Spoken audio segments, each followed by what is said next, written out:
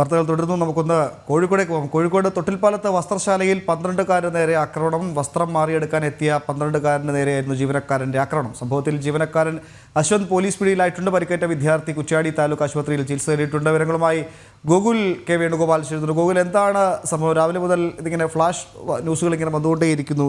12 വയസ്സുകാരൻ മർദ്ദനമേറ്റു. എന്താണ് സംഭവം? പോലീസ് നൽകുന്ന വിശദാംശങ്ങൾ എന്തൊക്കെയാണ്?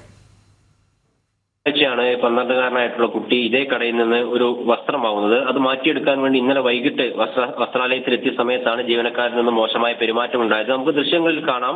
ആദ്യം ഈ 12കാരനെ അവിടുത്തെ ജീവനക്കാരനായിട്ടുള്ള അശ്വന്ത് അയാളുടെ കഴുത്തിന് പിടിച്ച് തള്ളുകയാണ്. കഴുത്തിന് പിടിച്ച് ഉന്തി നിലത്തിടുന്നു. പിന്നീട് അവിടെ നിന്ന് എണീപ്പിച്ചതിന് ശേഷം വീണ്ടും കഴുത്തിന് പിടിച്ച് ഈ വസ്ത്രാലയത്തിന് പുറത്തേക്ക് കൊണ്ടുപോകുന്ന ദൃശ്യങ്ങളൊക്കെ കാണുവാൻ വേണ്ടി സാധിക്കും. ഈ വസ്ത്രം മാറ്റിയെടുക്കാൻ ഒന്നുമായി ബന്ധപ്പെട്ട പ്രശ്നമാണ് ഇത്തരത്തിലൊരു അക്രമത്തിലേക്ക് നയിച്ചത് എന്നാണ് മനസ്സിലാക്കുന്നത്. ഈ കുട്ടിയുടെ പിതാവും ആ സമയത്ത് കൂടി ഉണ്ടായിരുന്നു, വസ്ത്രാലയത്തിലുണ്ടായിരുന്നു. അതിന്റെ അടിസ്ഥാനത്തിൽ ഈ ജീവനക്കാരും ഒക്കെ ആയിട്ട് പിതാവും ഈ ജീവനക്കാരും തമ്മിൽ വാക്കേറ്റമൊക്കെ ഉണ്ടായിരുന്നു. തുടർന്നാണ് കുറ്റ്യാടി പോലീസിൽ ഇവർ പരാതി നൽകിയത്. കുറ്റ്യാടി പോലീസിൽ പരാതി നൽകിയതിന്റെ അടിസ്ഥാനത്തിൽ അശ്വന്തിനെ ഇപ്പോൾ പോലീസ് കസ്റ്റഡിയിൽ എടുത്തിട്ടുണ്ട്. അറസ്റ്റ് ഉൾപ്പെടെയുള്ള കാര്യങ്ങൾ രേഖപ്പെടുത്തുമെന്നാണ് മനസ്സിലാക്കുന്നത്.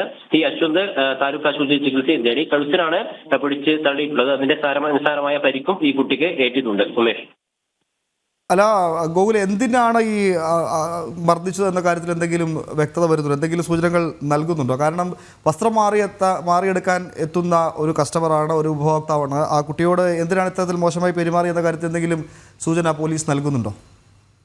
വിവരങ്ങൾ നമുക്ക് ലഭ്യമാവുന്നതേ ഉള്ളൂ. ഇന്നലെ തന്നെ കസ്റ്റഡി എടുത്തിരുന്നു. ഇതുമായി ബന്ധപ്പെട്ട് ഇയാളിൽ നിന്ന് മൊഴി എടുത്തുകൊണ്ടിരിക്കുക എന്നാണ് അറിയുന്നത്. വ്യാഴാഴ്ച എടുത്ത വസ്ത്രമാണ് പിന്നീട് ദിവസങ്ങൾക്ക് ശേഷം മാറാൻ വന്നത്, അംഗീകരിക്കാൻ വേണ്ടി സാധിക്കില്ല എന്ന രീതിയിലൊരു വിമർശനമാണ്, അല്ലെങ്കിൽ അത്തരത്തിലൊരു കാര്യമാണ് ജീവനക്കാരൻ പറഞ്ഞത് എന്നാണ് നമ്മൾ പ്രാഥമികമായി മനസ്സിലാക്കുന്നത്. പോലീസിൽ നിന്ന് ലഭിച്ച വിവരമല്ല. അവര് ഈ വക കാര്യങ്ങൾ അല്പസമയത്തിനകം തന്നെ ഇയാളെ റിമാൻഡ് ഉൾപ്പെടെയുള്ള കാര്യങ്ങൾ ചെയ്യുന്ന സമയത്ത് അറിയിക്കുമെന്നാണ് പറഞ്ഞിട്ടുള്ളത്.